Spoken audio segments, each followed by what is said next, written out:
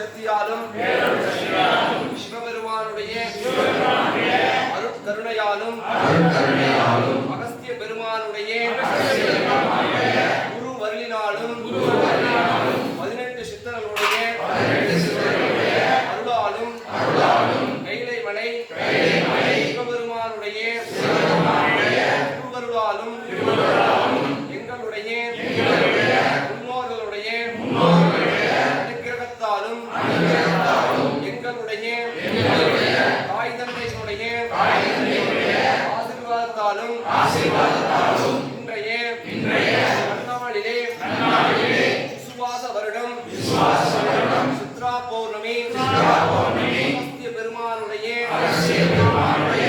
அருள் ஞானச் சன்னதியில் 108 வகையான மூலிகைகளைக் கொண்டு வேள்வியாகம் செய்கின்றோம். இந்த வழிபாட்டில்